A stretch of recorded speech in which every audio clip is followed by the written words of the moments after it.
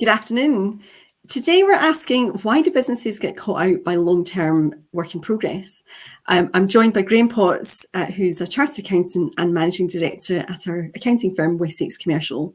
With an eye for numbers and years of hands-on experience in various industries, Graham is great at explaining complicated accounting in simple terms. If you have any questions as we go through today, pop them in the chat and we'll try and either pick them up as we go along or at the end of the video. So today, I know you want to talk to people about long-term work in progress, but surely that's something that accountants work out for you at your year end. Yes, thanks, Linda. I'm sure they do. It's a standard, practice. But if business owners don't know where they stand during the project, how do they know how much they're making during the year, or what losses they might be incurring? Because often end of year accounts, produce 6 to 9 months after the year end. So you may get unexpected corporation tax bills, but absolutely worse, you might have spent money you shouldn't have, and cash dries up. Okay, that makes a lot of sense. So what do you want to cover today? First, I want to explain exactly what short-term work in progress is and how to value it. Next, explain what long-term work in progress is, how to value it, and also how it is different to the short-term work in progress. Then understand some pitfalls when reviewing it in your business, and also if you're reviewing other businesses. Okay. I'm sure most of our audience wouldn't know that there's a difference between short-term work in progress and long-term work in progress. So tell us more. It's a common problem, and actually a lot of businesses don't calculate it until they get their accountants involved, and it's like, what do you mean? Especially when you've gone from like a shorter-term contract to a bigger contract. Yeah. But anyway, right, this is a complicated area, so total apologies, all right, so all right before we get there, but we'll try and make it as simple as possible. Yeah. Short-term work in progress is partially finished goods or services waiting completion that have not been fully invoiced to the customer. It's measured at a period end, usually with the year end, or if you're up-to-date management accounts, you might do it monthly, quarterly with your management accounts. Mm-hmm. So short-term work in progress, it includes the direct costs used in the product or service and possibly an element of attributable overhead, but we're just going to keep it direct costs for the day. Mm-hmm. It's usually made up of labor, materials, transport, and any other direct costs that might incur. It must not include profit. And if the short-term work in progress cost exceeds the anticipated income, then the cost is written down to net realizable value, just like it would be with stock. Okay. Now, confusion is that long-term work in progress, obviously, I think people can realize this is long-term, which is usually, takes 12 months to complete or longer.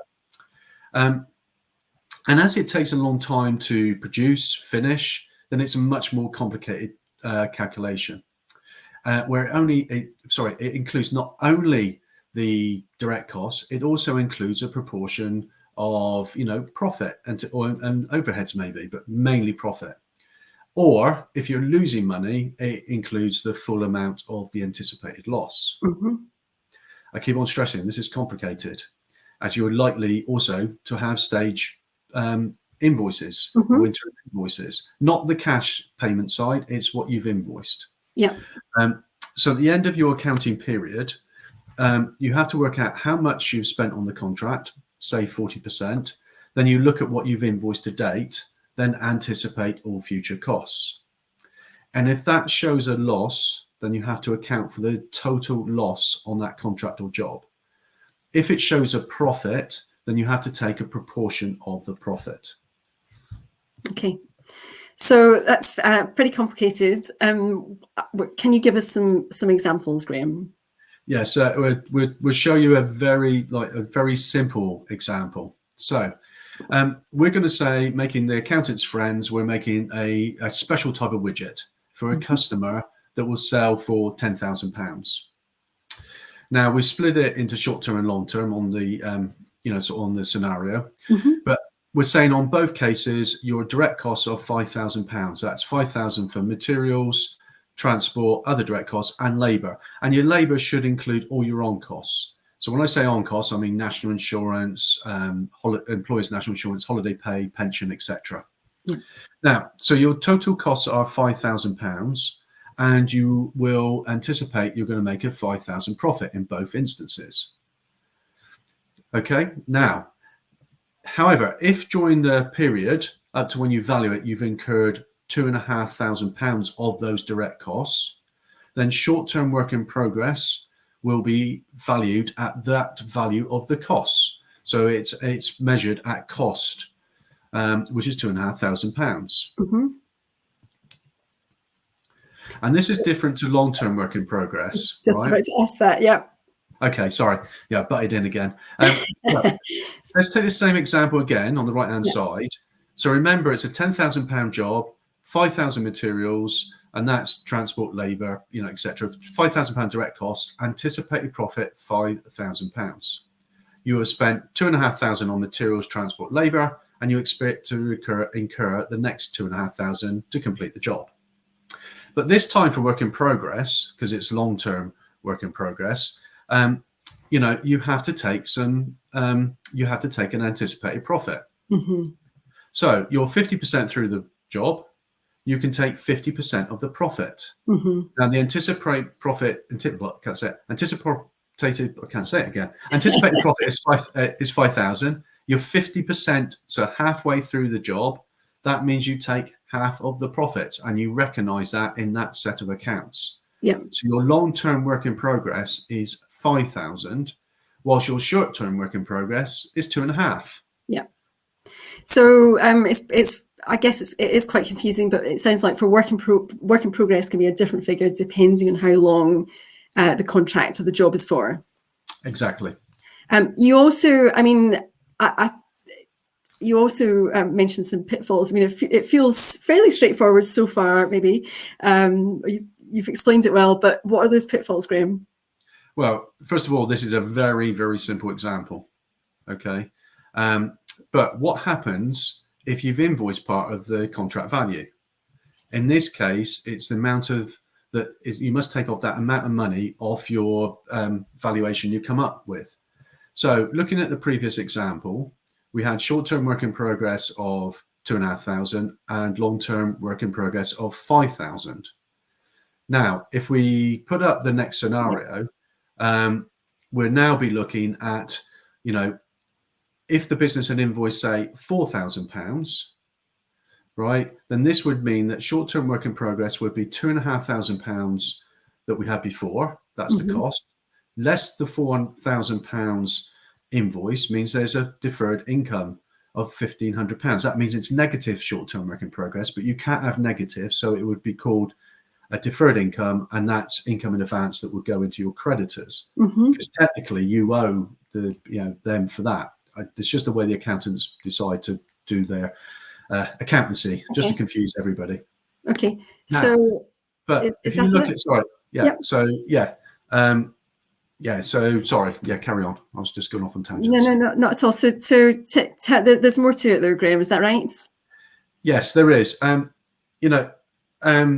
First of all, we're in inflationary times. Now, the other thing is that if you have a look at it, that on the right-hand side, you've got a positive work in progress, long-term work in progress of 1,000. So if you remember those figures, minus 1,500 on short-term profit, long-term is 1,000. The difference is that 2,500 profit that we have taken. Yes. However, we are in inflationary and unprecedented times where contracts often take longer and cost more as the contract period increases. So say at the end of the accounting period, you've worked out that your costs have completely gone up. You had originally taken profit as described in scenario 2. Now, the reasons behind this large increase could be manyfold. Inflation, we know, is going crazy. Scarcity of materials, scarcity of labor. So all those costs have gone right up through the roof.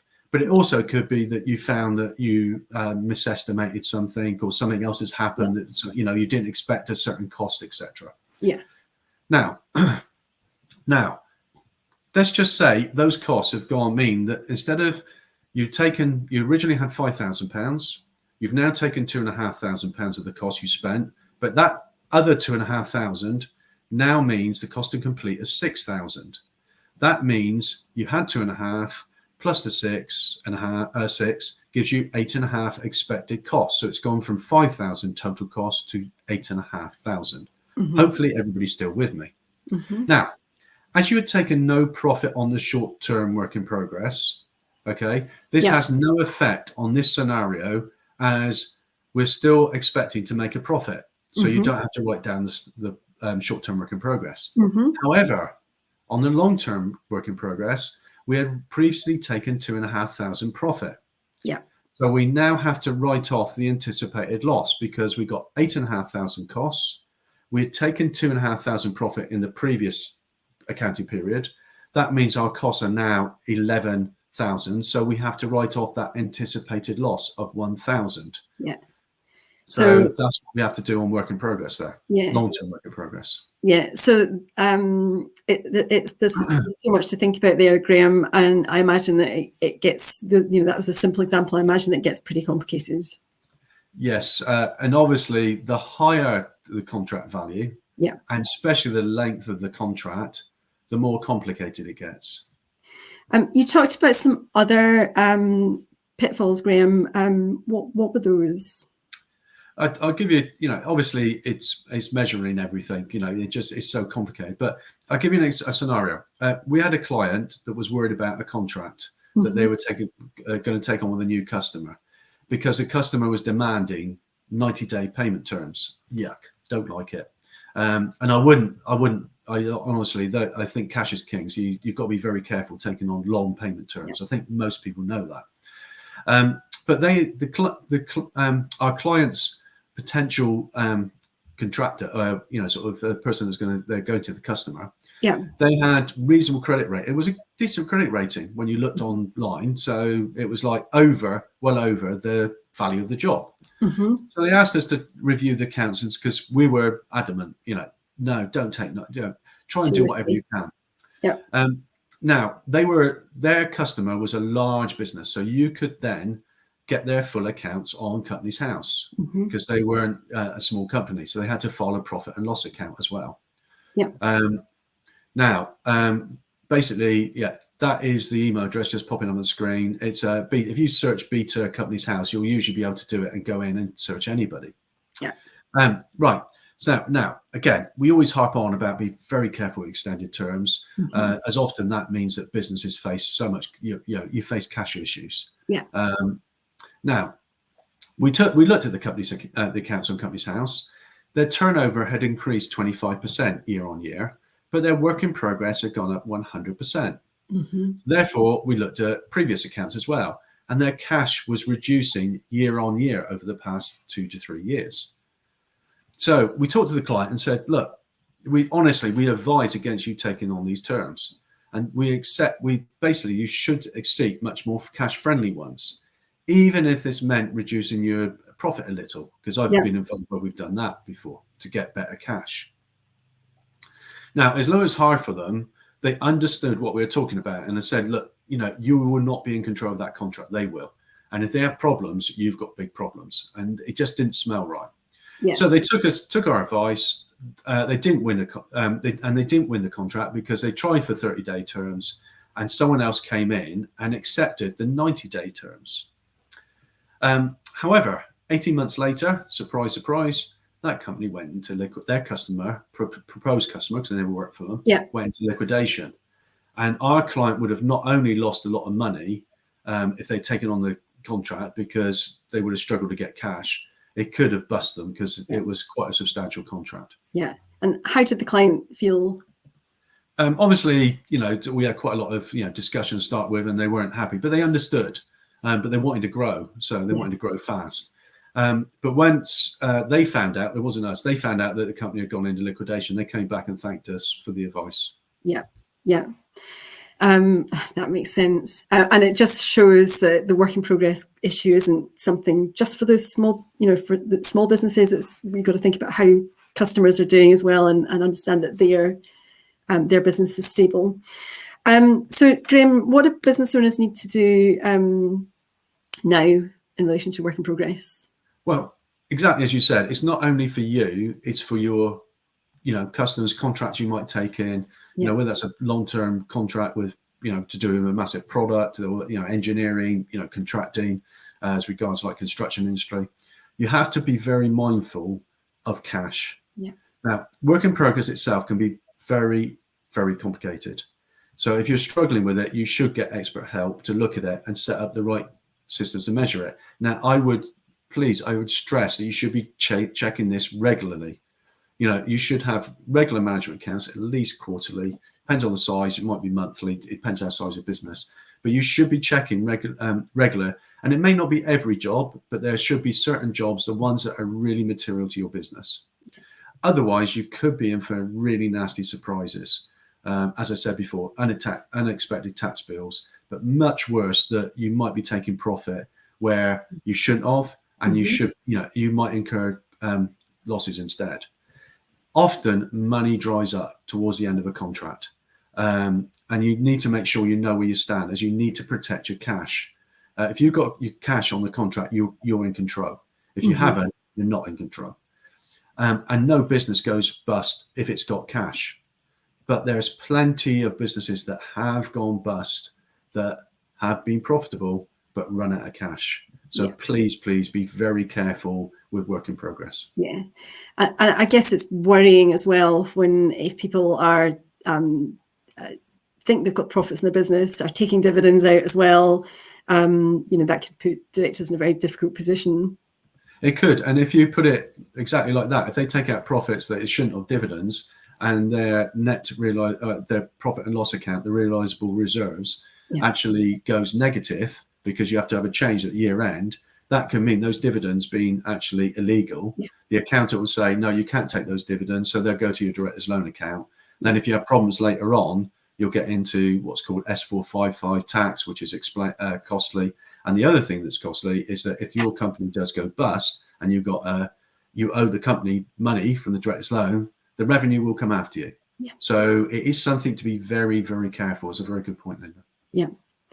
So if the issues that we've talked about today either resonate with you or perhaps, excuse me, worry you, excuse me. Excuse you. I'll let you pick up, Graham. Well, I'm just saying, if this resonates with you, please have a no obligation chat. I'm happy to have a one-to-one basis. Like I said, no obligation. You can email me at chatwithgraham@wessexcommercial.com. So absolutely, we'll set that up. Pop us an email, and if these are issues, questions are new to you, get in touch. Or if you're unsure if you're doing the right thing at the moment. So next month and next year, our live topic is: are you losing money because you're not pricing right? We'll be with you at 12:30 p.m. on Monday, the 9th of January. So we look forward to seeing you there. Hope you have a great Christmas, a happy New Year, and we'll see you in 2023. Yeah, Merry Christmas, everybody. Happy New Year. See you soon. Bye.